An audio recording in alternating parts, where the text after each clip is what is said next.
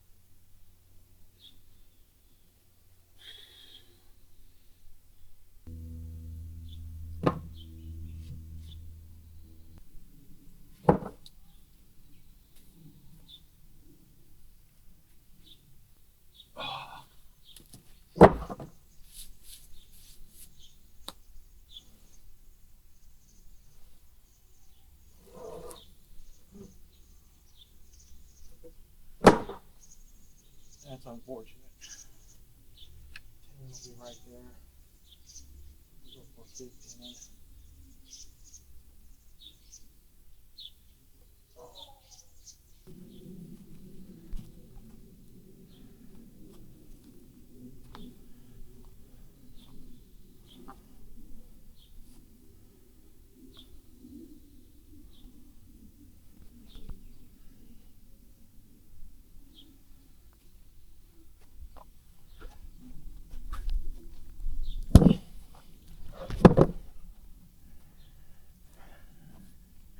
This is unfortunate.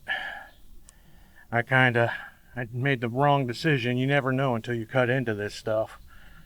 But this is a nice figure though to keep in the bottom if we can work around this hole. I'm hoping I'll be able to get a 10 in, a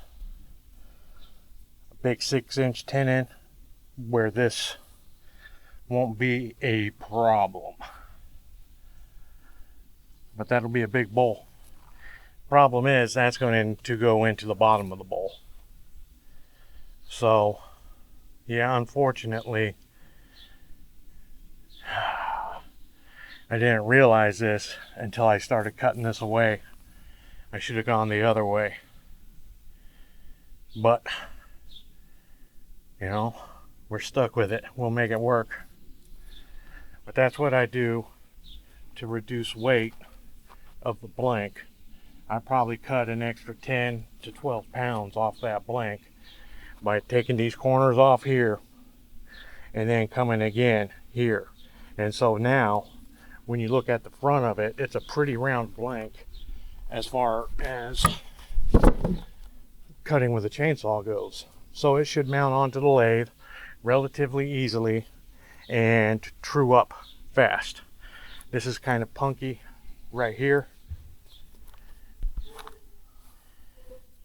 and right there. Well, we'll get it to work. It'll work. My thoughts on these corners was to do kind of like a wrapping style. See, it's already shaped kind of like a cone. So I cut a flat and then we'll just turn it out that way. It'll be a cone-ish bowl. The only problem being is the reason why I picked this side is this. This is fiber pull from, this was the very trunk section of the tree. The fiber pull ripped. When you cut a notch and the tree bends over and breaks on the hinge, this is what happens. You have fiber pull. Most guys that are just a regular tree guy don't concern themselves with lumber yield. But I think these will make kind of cool little raffing balls. What I'll do is I'll just square them up on the bandsaw. I'll cut this corner off, cut this corner off, and then we'll get some funnel looking bowls out of them. The walnut's been dry. It's so much lighter, you can feel it. Like this piece here maybe weighs 5 pounds, but that's you know, it's got a little bit of checking out here, but we should get 2 bowls out of here. Or we could go box blanks or something like that, because it's hard Maybe we go one big bowl, get away from this checking, and then do a couple of smaller box blanks here instead of trying to just do a round bowl.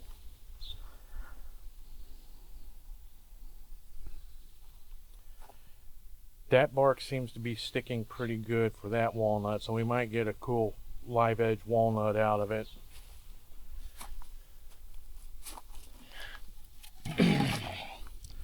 This mulberry's pretty dry. It's not completely dry, but it's, you know, all the freestanding water's gone and out of it. See, this will be kind of the same situation as that other piece of walnut.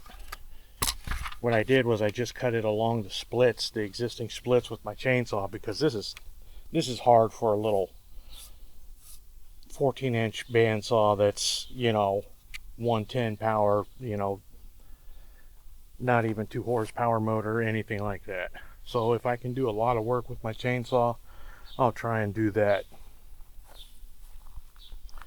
See, here's a cookie that I tried cutting off, and it's still got the fiber grain pull out.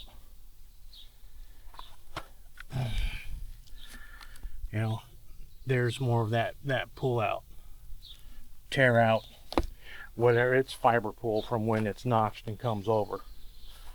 But I should have another about equal size slab of that. I've got a bunch of cherry to break down and work on and get on the lathe and stop screwing around and get to turning, because I'm going to have to be going back to work real soon. As you can see, I can run my saw. All right, friends, thanks for checking it out. Here's some of the cherry I broke down earlier. You know, it's got some cool stuff. There was a couple of cool little crotches in there. Now it's already trying to do its thing. Just like that. But this tree had a lot of ring shake in it. It's going to be difficult to work with. This is what I would normally want as the bottom of a crotch bowl, because all this figure right here will stay in the bowl. And then, well, I shouldn't have cut that, because that would ruin the live edge portion of it. I should not have cut that off.